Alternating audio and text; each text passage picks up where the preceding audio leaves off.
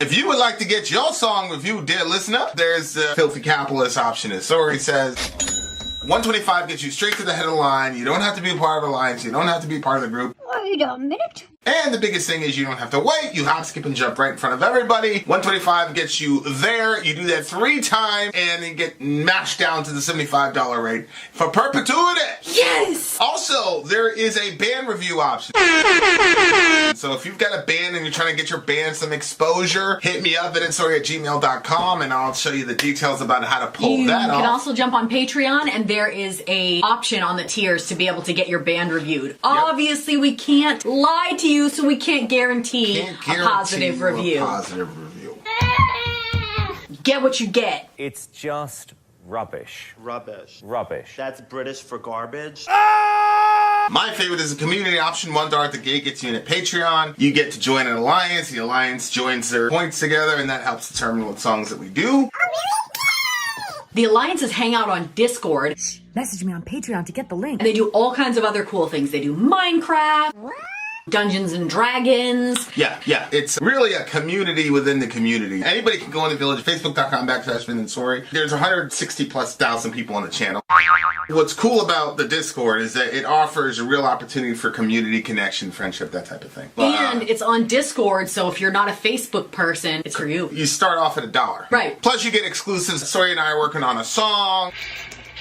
So the first 15 seconds of that was on Patreon. Also, at $15 tier and above, when we actually debut the video, they're going to be there live with us. There you are, dear listener. Buy merch.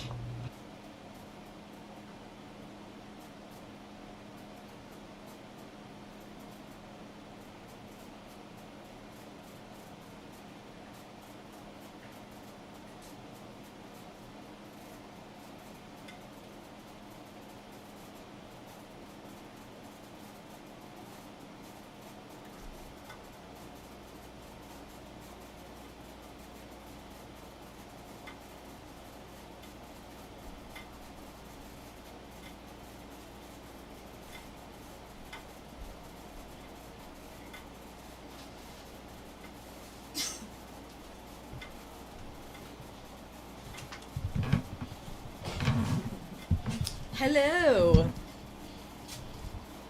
I needed another giant cup of ice. All right. Yes. Closer to the Edge is the last song on tonight's stream. I'm just going into the comment section as I'm waiting for Vinny to arrive.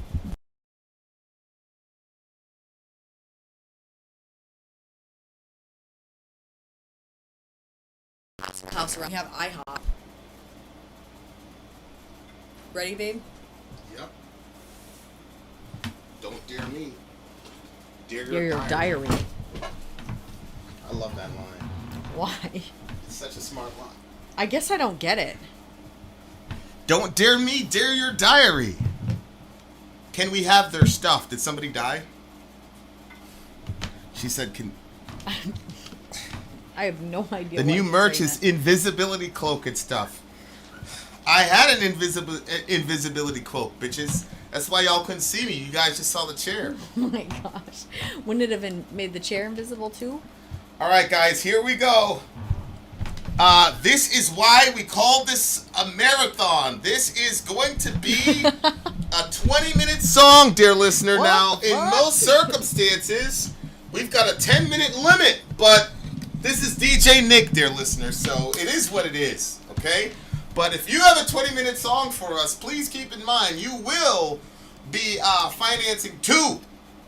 But, you know, look, things are negotiable. You've done as many DJ streams as DJ Nick, then things are a little bit different. Oh, you guys are playing favorites, obviously. Obviously. I'm allowed to have favorites. Right? So, yes, it is what it is. in case you didn't know, it is our YouTube channel. Did Boogies get it's love? Close to the Edge. Did Boogies get love? Yes. The Boogies got some love. People started messaging me like, yo, bring the Bible Boogies back. So, I don't know. Peter hasn't messaged me about it, though, so there's that. All right, guys, here we go. Yes, it's an epic song, Close to the Edge. sit back, relax. We're going to flip the screen thingy because this is supposed to be an immersive experience with the visuals and all that. So please pay attention to that as well. Here we go. Should we turn down the lights? Should we turn down the lights? I don't know. What do you think we should? I don't know. Did you just say there was going to be some cool visual? Yeah, it's just dim yours. It's a video thingamajiggy. I feel like I'm back in the third grade with those powerful fluorescent light bulbs I used to. No, well, talk to the people because the downloader hasn't downloaded. Oh, yet. okay. So dim that light when you. I've been doing this for an hour on that bitch. This is like old school like Napster shit. Okay. So distract the people while I fix this. I will. Let me just get to the comment section, and then I will distract them. I've got a and bone gentlemen. to pick with you, little human bone to pick Good night, with you, Lisa. little human being. Revo, I wish we had popcorn. I seriously, you're gonna say that's so ridiculous. I was at the grocery store and like the bill just came up too high. I was like, I can't do this. So I put my popcorn back. You silly, bro. I knew you were gonna say that. It's silly as hell. But then you're like, let's go to the hotel. It's like I know, but it's like I have different boxes. Like I don't want to spend more than X amount when I go to Walmart. Make no damn sense. And like I have a number in my head, and it doesn't matter if everything that I picked up doubled in price since the last time. I don't want to spend over a certain amount. Weird. All right, I got it. The download went like through. All the extra butter on it. The download went through, bitches. Here we go. Sit back and relax. The time has arrived. Close to the Here we edge. go. 1972. Visualizations and lyrics. Let's do this shit.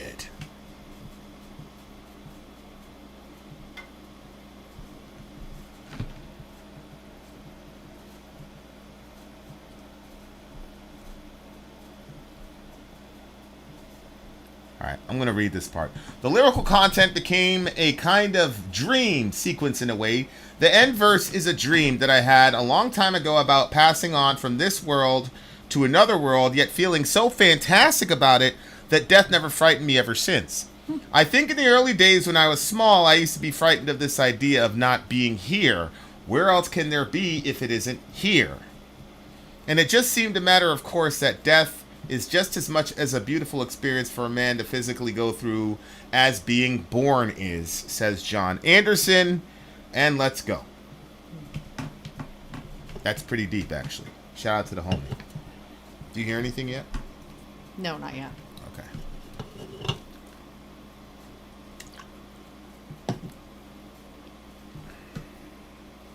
All right, buddy. We get it. Let's get to the song now, huh? What? You.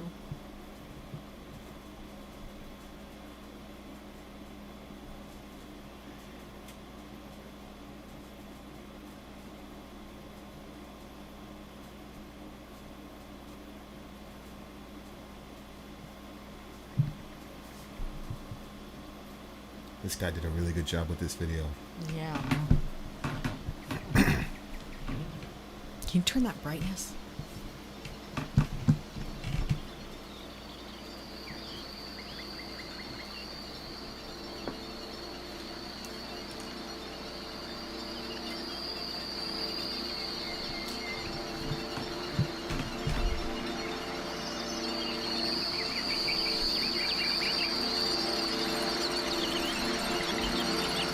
Actually, full screen now.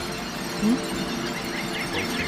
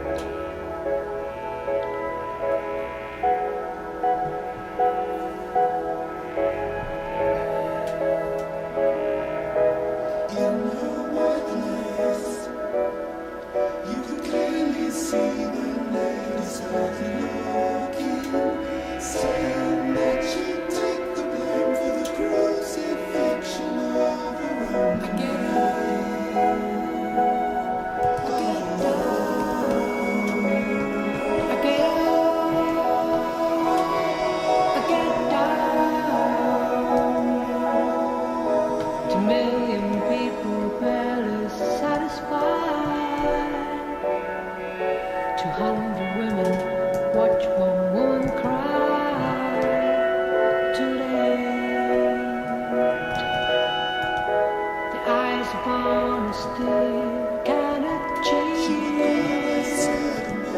How many mysteries do we deceive each day? I get up, I get down, I get up, I get down. In charge of who is there, in charge of me. Do I look on blindly and say I see your way? The truth is written all along the page. How old will I be before I come of age? For you, I get up, I get down, I get up,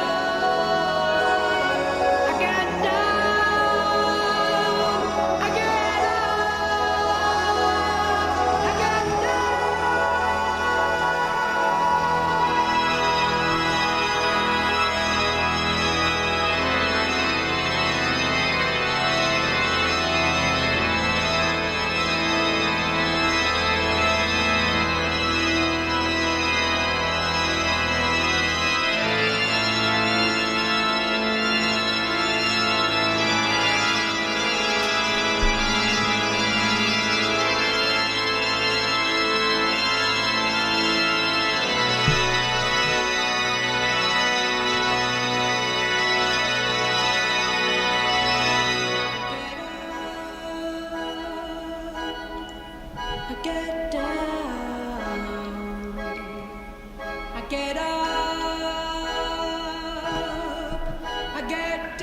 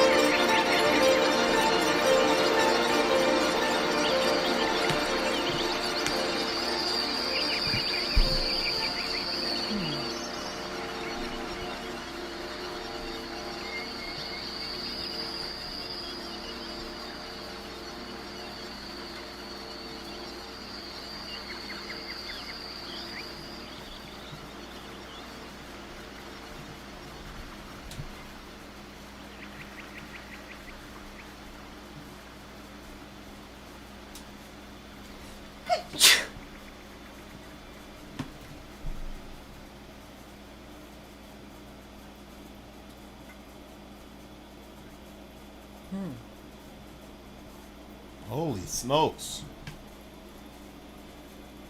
Chris Squire, rest in peace. That's, was that the keyboardist that Nick said? Well, I loved the visuals on this thing a lot. I thoroughly enjoyed the visuals on this video. Chris Squire, you said? Chris Squire, yeah. That's the bassist. That was the bassist. Okay, rest in peace to the homie. He's the one that died of cancer in 2015. The thing about such ambiguous lyrics is that they can pretty much mean anything you want it to mean. You can apply them to a variety of situations and get meaning out of it. Yeah, first of all, I agree. Lyrically, I do believe that there's an objective meaning to what he's writing, but he makes it so abstract that there's a lot of empty spaces that you can fill in your own kind of meaning with. Mm-hmm. You know, there's certain bands that's impossible. I think, like, I don't know. I think a lot of art is that way. Like, obviously, as a person that believes in objective truth, mm-hmm. I don't believe that beauty's in the eye of the beholder. I don't believe that's true. And I also don't believe that that's true musically. Like, that's why we have different words for noise or racket or a din mm-hmm. versus an orchestra or a song. Right. Like, every group of human beings that has language has that differentiation. Mm-hmm. So that means then that music is something that at some level is objective. But there is a whole bunch of subjectivity. Like, it was really interesting. Like, you know, we were watching Korn, and as I don't know how many I've lost the count how many times I've seen them live now. But you know, we talked about this earlier. This is almost full circle. Like, what makes a person, mm-hmm. or when you talk about that boat, right? So, like, you start with one boat and then you replace the deck. You basically replace everything in the boat. Mm-hmm. Is it the same boat by the time you get to shore? Mm-hmm. You know, it's essentially literally in its essence, a completely different boat. Mm-hmm. But what makes it the same boat? So it's the same thing like with art. It's like, you're making all of these sounds, these quote random sounds, but they're coming together. So what makes art? And I think the answer for that is that the boat, and this is fascinating. That's interesting. Okay. Yeah. It is the same boat because, as an idealist, I don't believe any of the wood or anything in the first place existed anyway. So the intention that you poured into that material is what makes that thing that thing. So this is the vessel that's going to get us from A to B. That's my intention when I boarded the whatever that thing was. And so whether I change out all the material, it doesn't change. It's the same boat because it's the vessel that we're using to get to A to B. So then you define what a thing is, not by the materials, but by the intention of the thing. Yeah. Which obviously it still kind of works because we believe in God, so God pours intention into the material that is me. Yeah. Supposedly the material that's supposedly here. So then when you think about music, it's the same thing. It's like the difference between noise and music is the intentionality of the person. Meaning if you hear a jackhammer, we call that noise because what's coming out of the jackhammer is not the purpose that's intended by the jackhammer, right? Like destroying that concrete is the purpose of the jackhammer. The sound that it makes is an unintended byproduct. Mm-hmm. So we call that noise. When we come together to make noise with purpose, we call that music. Yeah, but there are times where people come with the purpose of creating music and it just doesn't. It's a flop. Well, it's bad music, but it's still music. We call it music and not noise because even if the person is bad, we see the point of intention there. In other words, when a kid comes to you and I says, see what you're here's saying. a banjo, this is my song, he's doing everything, the chords are wrong, we still look at it as a song because we know that that's his intention. Yeah. We'll say it's a bad but when you hear like crash or something like that, the intention of like, the "Ooh, noise, music." yeah, that's not, there's no intention there. It's just, so okay. So then I say to myself, okay, so then music is an objective thing. It is arranging noise in such a way with purposefulness to evoke a certain kind of emotion. Okay, then are you going to say that everybody's equally good at that? You say, of course not. One guy is better at guitar than another guy. Like Head is a much better guitarist than me, right? Why? Well, because he's able to arrange the notes in a more clean fashion than I'm able to. So that tells me then that music is objective. If you say that somebody's a better guitarist than somebody else, and you're saying that music is objective at some level, but there's still a subjective aspect to it based on how I react. So if I say, okay, Yngwie Malmsteen is a better guitarist than Brian is, but Brian is a better songwriter than Yngwie is, right? So when I'm looking at this band, I think to myself, what's the weakness of the band? 90% of bands we listen to, the bass can be there or not be there. Like Metallica proved that. Could this band continue without their bassist? I don't think so. Is this song going to be the same without the bassist? No. The keyboardist, a lot of these, I call them like, vestigial members of these bands. I'm not going to mention any because I don't want to be mean. Plus, we'll probably be interviewing one of them pretty soon here. But like some bands, in my opinion, have just vestigial members where it's like, yo, you could be completely disappear and I would never know the difference. You know what I'm saying? Yeah. Like, and to me, the keyboardist, the DJ for a lot of these bands, like, is just purely vestigial. Like, the song would be completely fine without, I'm not going to name bands, but we can talk about it after. But this band, every member is, in my opinion, necessary.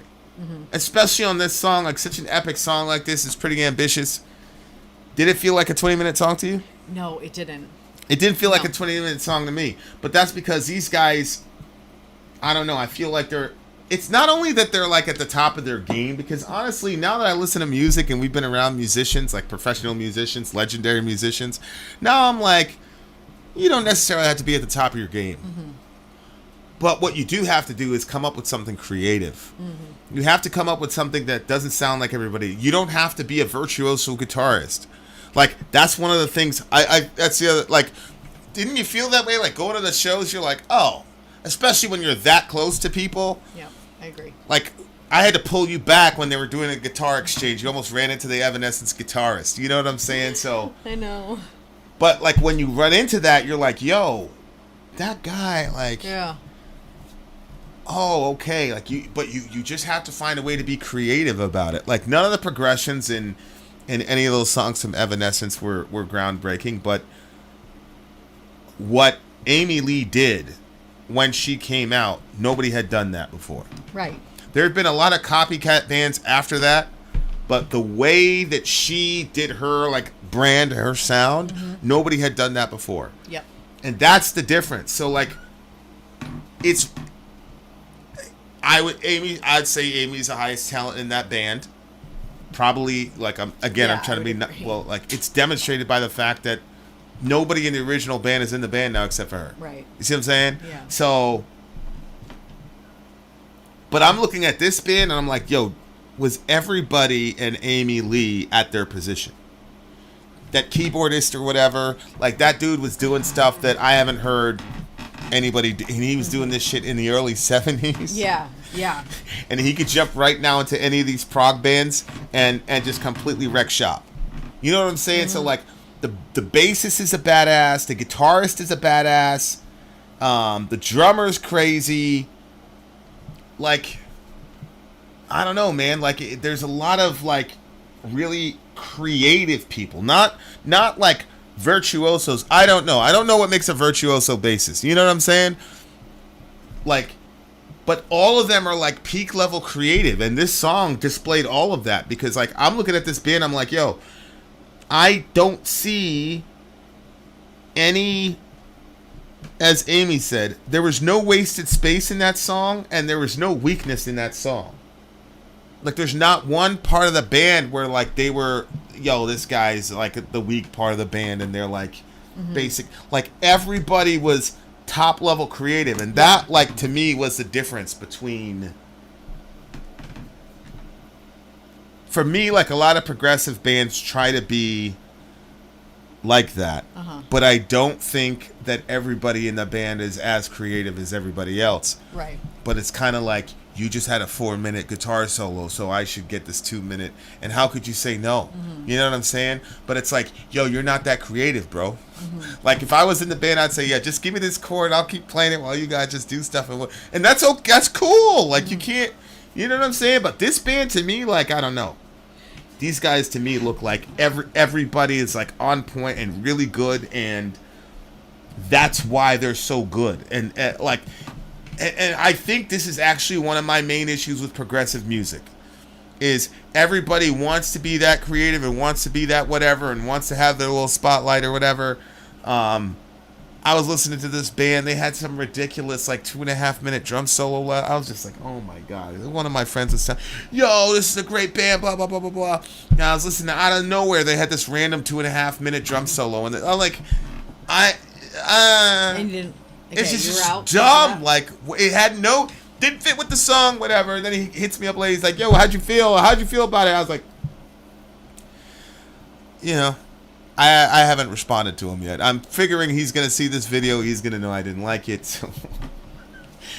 But this band, everybody is like, I up saw there. like a couple people talking about like Pink Floyd and stuff. I don't feel that they're similar. I guess in some ways they're similar, but they're extremely different in other senses of it. Like, Pink Floyd to me makes me feel like I'm on like some trip and I'm flipping out somewhere. But like this was different. One thing that I noticed about their music is that, like, there was one part that they had. I don't know if anybody's ever looked into like sound therapy. Have you ever looked into sound therapy? No.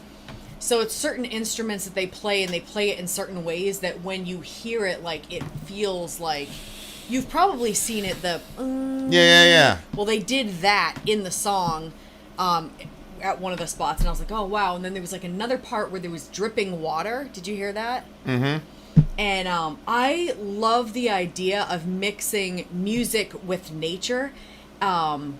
Yeah. And there's so many times where, like, we're practicing and we're, like, in our room, and I mean, it's not like we have a portable... We couldn't just take the stuff into the woods, but, like, I always think to myself, oh, this would be so great if we could be, like, in the woods while we're doing metal. Like, I don't know. So hearing them putting those together, like this type of music... the instruments specifically with the sound of nature, I really like that. Loved it with the sound therapy in the middle. And then remember the part in the song where it said, I get up, I get down? Yeah. When they did that all through the song. Yeah, when it got to the part where it said I get down, like, you would, I guess, think that they would go down vocally with it, but instead they went up. Yeah, you caught that. So your head was like, whoa, okay, yes. You know, I don't know. So that was kind of interesting. And when the Seasons of Man started, I was like, here we go. Because, yeah, so the song is broken down into all these different movements. So Season of Man is like the second to last part. Yeah, I'd have to re-pull it up, but it was toward the end. But like when it started, I was like, really? Because like every transition that they did, I liked, and then when that one started, I was like, nope, there it goes, it ruined it. But then it didn't take long before all of a sudden I was in on that one too. So I liked all the transitions that happened in this particular song, which was shocking to me because I mean it was a 20-minute song. There was like I think Amy said it right. Like, there wasn't any wasted space, and there wasn't anything that made me feel like, okay, this is taking forever. And it was 20 minutes. So I think that they did a really good job on this one. Yeah, Kel said something like that is my value right here. Wakeman is definitely a virtuoso, so I don't know how you classify the rest. Howe is definitely up there, but the important thing is all these guys are incredible songwriters. That's the thing. Like, I don't think Yngwie Malmsteen is a very good songwriter. I think he can fit like 1,000 notes into 4 seconds and whatever and all that, and everything is clean, no mistakes, no other strings vibrating and all that. That's something that I watch for. Yeah. When I was at the show, bet. I was like, oh, everybody's fucking up. What's going on? But then the other side of myself was like, that doesn't mean anything. You better make sure that that's not, whatever. I did pretty good today, but when I saw you were looking like really tight. Yeah, that little Exercise thing. that little exercise thing, I recommend that to everybody. Holy shit, that does numbers for your stuff. Yeah, man, like, it's just really good songwriting. Lyrically, this guy's a boss. I mean, I took the cursor thingamajiggy to be really, ultimately, this is about, like, the cycle of life. Because at the end, he was, at the beginning, he was talking about dying and what it would be, and he's talking about close to the edge and being by the river and all this, and that's why I like the video so much, because the video, like, it was just this journey. I don't know if you guys have seen that documentary Samsara, but it's all scenes and there's no commentary, but you kind of put it all together. It's very, very beautiful documentary or whatever that thing is. But the visuals of the video, like, really, in my opinion, went with the music. When it was talking about the man who stretched his hands out to the world, obviously it's talking about Christ, but that statue of Christ that's in Brazil, I forgot the name of that statue. Oh, yeah. So, like, the video went really, really well with the lyrics. Like if I was in the band, I would like make that an official video. I'd just put that on, like, because it went really. They did a really, really good job. And it's like you see these wonderful scenes of nature, and then you like get to the mid part, and you see all these horrible act, the cop beating the hell out of the woman, the soldiers shooting at each other, killing all the shit that's happening on this little planet. And all of us have such little time here. You know what I'm saying? Like. Yeah. I'm thinking about the kids asleep and there's a baby in there. And I'm like, yo, we're going to turn around. They're going to be just as old as Dorian and Johan. It's like, shit is crazy to me. Like, how quickly everything just flies by. So, like, yeah, Christ the Redeemer is the name of the statue. But, like, how quick this life on Earth is, which, if you look at it from that perspective, everything kind of becomes trivial, because it's like, we're gone so quickly. But at the same time, when you drill down to it and you see ships, like, I was looking at the budget, I was looking at the DoD budget, when they're asking for $773 billion or some shit like that, and then they listed down this destroyer, that destroyer, blah blah blah. Nuclear deterrence, which basically means we're, basically, we went from mutual assured destruction to deterrence, because what that means is we are so superior and we have defense systems that are so superior. There's no longer any mutual assured destruction. It's just we are deterring you from using it because we can fuck you up and you can't respond. Like, that's the doctrine. But that shit used to not be. But now it's open source on the .gov website, and it's like, yo, bro, somebody's sitting down. Like, we spent, I think the ticket is like $139 billion this year in the proposed budget just for our research and development. Just research and development. So we're investing $139 billion just for people to sit down and say, how can we make this chemical agent more lethal? How can we do X, Y, Z? And it's just like, yo, we are, right now, there's people thinking about ways to more efficiently kill me. You know what I'm saying? And we're thinking about ways to kill me in another country. Like, this shit is. So, like, when you really drill down to it, it's like, yo, this shit is crazy. When you pull back, it's like, yo, you're only here for a couple seconds, bro. Like, then we're on to the next, whatever. But you cannot trivialize the few seconds that we have here, because it gives explanatory power to the condition that you're going to be in when you transition into actual reality. You're going to know why you're in the condition you're in when you transition to that next stage. Right. Because of what you did with the 2 or 3 seconds. And people are like, yo, how could you be in an eternity of misery for only 2 or 3 seconds of living? And it's like, that's to me, it's a wrong way of looking at it. If you were horrible, if you were that horrible, if we are that horrible, then it's a merciful thing that we're only here for a couple seconds. Because if you think about the human family, the reason that we have nuclear technology is because we've built off the backs of previous generations. Yep.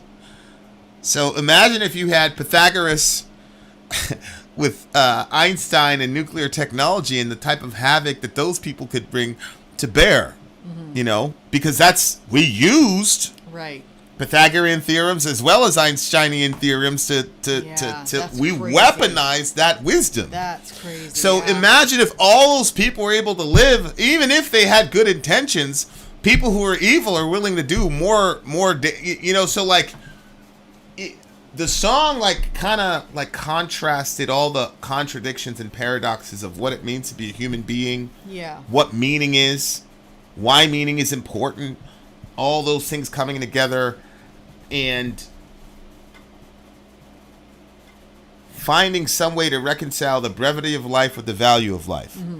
What I think a lot of people have a big problem with. A lot of people who value life are very this world oriented. They don't really have an eternal perspective. A lot of people with an eternal perspective are absolutely useless in this world, like right now, because they're, in our experience, they're just sitting home and waiting for the rapture to happen while there's all this injustice around them. And so we need the atheists and the leftists to come help us, because we're on the sidelines while people are dying because they don't have health care. And those nasty pagan atheists, whatever, who have no concept of the spiritual world are actually going out and doing shit in this fucking world. At the same time, it's those same people who are also killing babies by the bunches. So, harmonizing all of these, paradoxes, I think is probably the goal. Because I think, individually, we talk about integration, integrating your shadow, integrating all these different consciousnesses within yourself so you can have that unity.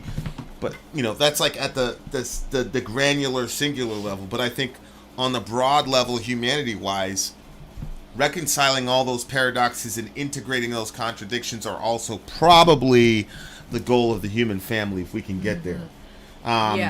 And so to me, that's what the song was about. It was just about this sort of meta, 10,000 foot sort of, this is the human experience. And it's fascinating because it didn't tell you any solutions. It just says, this is all that's happening. There's this big arc, especially in the middle, where you have that really beautiful sort of synthy sound. And so it's almost at the midpoint of the song, which is sort of, to me, about... I think Nick said it was heavenly. Yeah, because that middle is sort of that itself is the answer. If you can find the middle ground, that's where you're going to find the beauty. You know what I'm saying? It's not the eternal world. It's not here and now. How about you do both of those and stay right in the center of, I think center is probably, you stay in the center of that, and that's where you'll find the beauty. Anything outside of that's going to be chaos and whatever, and it'll still be good. But the real beauty is when you can find all of that balance between everything. And if you could do that, I think that's where there's a ton of utility. Yeah, there's a ton of utility and beauty in that. You know what I'm saying? I think there's a lot of real. If we could figure out a way to get there, we'd hear a lot of beauty for sure. Or as Dougie's saying, it's not all binary. Right. Yeah. I really enjoyed this song a lot. This is a 10 for me. I'm gonna give this one a 10 as well. Yeah, it's a 10. Yeah, it's a very, very beautiful song. It's a very beautiful song. And it's weird because it felt shorter than some of the other ones. Tonight? Yeah. Most of the songs were about 10 minutes. Uh-huh. This one was 20 minutes, and it felt shorter than some of the other 10-minute ones. Yeah. Yeah. Crazy. No, I agree. I agree. Anyway. This apparently is like a prog classic. Like, this is like an all-time, like, prog song. And I definitely see it. I just don't recognize this kind of prog in the modern... Yeah. I don't know, prog movement, prog genre, whatever. Like, I haven't heard anything like this. I mean, we were talking about triple harmonies. That's the other thing I wanted to say is, like, there's this band, Receiving End of Sirens. They do triple harmonies very well. And I'm like, yo, damn, where did they get that? And I'm like, oh. It was Yes. Like, if you listen to Receiving End of Sirens and then you listen to this song, you will figure out very quickly, oh, that's where they got that from. And they did it really well. The Receiving End of Sirens does that really, really well. If you had another singer like that in the band where we could do a lot of those harmonies, we try to, like, play with that too. I want to play with everything, but we don't. We just have you plus. But that's a lot. And knowing's half the battle. G.I. Joe! All right. Well, dear listener, it's been a journey. Glad to see you all here. Stay safe and all that jazz. Big shout outs to the big homie DJ Nick, as always. Shout out to Nick. Bring in the hot fire, DJ Nick. Bring in the hot fire. So shout out to the big homie DJ Nick. Shout out to Sadie, Little Daniel, Middle Earth, Scott, all these beautiful people. Much love to all you beautiful people. I am out of here. Shout out to Amy Lee, your miserable self. Vin out.